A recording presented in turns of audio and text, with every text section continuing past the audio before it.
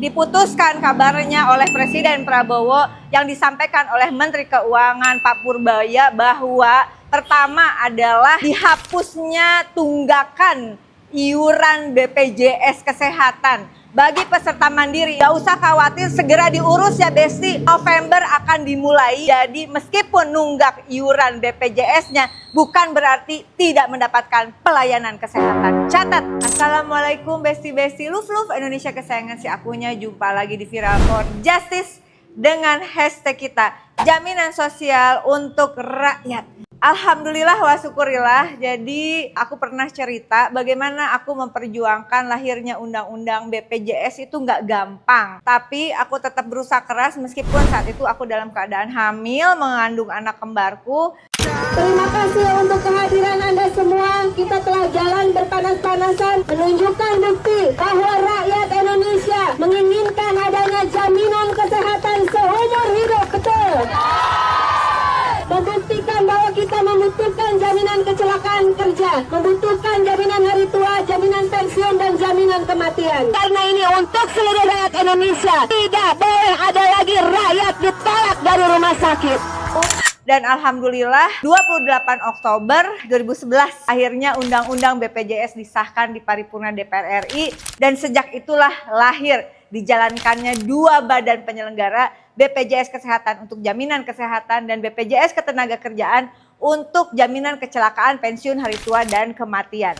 Nah Besti, aku akan mulai dengan BPJS Kesehatan dulu ya, karena ada isu penting yang sedang aku suarakan. Sebelumnya, ini aku juga akan spill bahwa beberapa waktu lalu ketika Besti-Besti kita memberikan aspirasinya 17+8 kepada DPR RI, itu kemudian aku minta ditambahkan. Singkat cerita adalah aku minta kita semua dukung untuk Viral for Justice, tolak kenaikan iuran BPJS. Nih ceritanya. Saya sedang bekerja keras untuk mengungkap adanya indikasi data BPS yang kemudian menjadi acuan juga bagi penerima bantuan iuran yang kemudian malah iurannya akan dinaikkan begitu. Dan ini menjadi penting diketahui oleh publik karena juga berpengaruh juga terhadap para pekerja online semua. Buat kamu juga berpengaruh dan kita harus menolak. Kenapa kita harus menolak? Selama belum ada data yang benar, tidak ada alasan menaikkan iuran. Nah, BPJS Kesehatan itu sumber anggarannya terbagi menjadi beberapa. Pertama adalah untuk para pekerja. Pekerja ini ada pekerja yang kemudian pekerja informal lalu menjadi peserta mandiri. Ada juga yang merupakan pekerja dalam hubungan kerja. Namun ada juga mereka para penerima bantuan iuran. Siapakah mereka? Mereka adalah mereka yang miskin dan tidak mampu yang kemudian anggarannya ditanggung oleh negara. 2025 ada 96 juta orang kurang lebih, tapi ternyata masih ada yang dibebankan ke APBD. 2025 mencapai kurang lebih 46 juta orang. Totalnya artinya dikategorikan 49,77% warga Indonesia miskin. Benarkah data itu?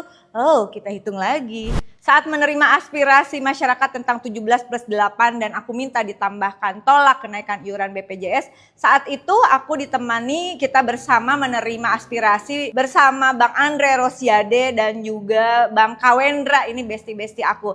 Lalu kemudian itu disampaikan ke pimpinan DPR RI dan pimpinan DPR RI alhamdulillah menyampaikannya ke presiden kita, Presiden Prabowo Subianto. Kalau iuran BPJS naik, itu kan juga artinya membebani bukan hanya pekerja, tapi juga pemberi kerja. Padahal kondisi ekonomi kita sedang butuh effort, perjuangan bareng-bareng untuk kemudian masyarakat khususnya bisa pulih ekonominya. Dan alhamdulillah Menteri Keuangan yang baru, Kang Purbaya, alhamdulillah. Terima kasih loh Kang Purbaya yang sudah memberikan respon positif. Aku seneng banget dengernya karena aku yakin kebijakan itu juga bukan hanya berdasarkan akal sehat. Akal sehat juga harus memberikan ruang keadilan adanya di sini hati kita dalam memutuskan kebijakan.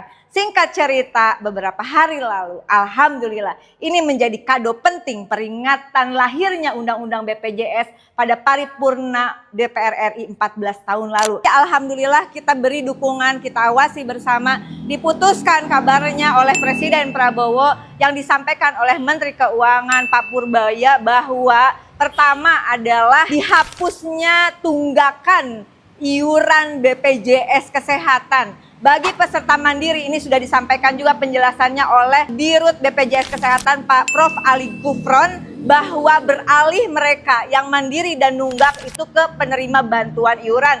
Kurang lebih sekitar 23 juta orang kalau aku tidak salah. Dan hutangnya diputihkan. Gak usah khawatir, segera diurus ya Besti. November akan dimulai. Jadi meskipun nunggak iuran BPJS-nya, bukan berarti tidak mendapatkan pelayanan kesehatan. Catat. Yang juga penting adalah alhamdulillah perjuangan kita bersama Bang Andre, Bang Kawendra, dan semuanya Komisi 9 DPR RI. Terima kasih untuk perjuangan kita bersama. Telah disampaikan oleh Kang Purbaya bahwa tidak ada kenaikan iuran BPJS sampai kapan? Sampai setidaknya pertumbuhan ekonomi Indonesia mencapai di angka 6%. Kalau belum itu terjadi, maka Menteri Keuangan kita mengatakan jangan utak-atik iuran BPJS. Makasih banget ya Allah, adem banget dengernya. Terima kasih Pak Presiden Prabowo, terima kasih Menteri Keuangan Pak Purbaya. Mudah-mudahan segala kebijakan yang baik terus dilahirkan dan masyarakat Indonesia berikan support, berikan doanya, berikan dukungan untuk semuanya agar jaminan sosial diterima oleh seluruh rakyat Indonesia. Tidak ada kesejahteraan sosial tanpa sistem jaminan sosial yang adil. Berkah, barokah, barakallah semuanya. Pak Prabowo, Pak Purbaya, terima kasih. Dan Komisi 9 DPR RI, besti-bestiku pimpinan DPR RI tentu saja dan seluruh rakyat Indonesia, kita kawal kebijakan ini, tolak kenaikan iuran BPJS, alihkan peserta mandiri yang tidak mampu menjadi penerima bantuan iuran. Juga mereka yang terkena PHK, segera datanya diurus karena mereka sudah tidak lagi dalam ikatan kerja yang iuran kesehatannya ditanggung oleh pemberi kerja. Ini juga berdasarkan undang-undang harus menjadi penerima bantuan iuran.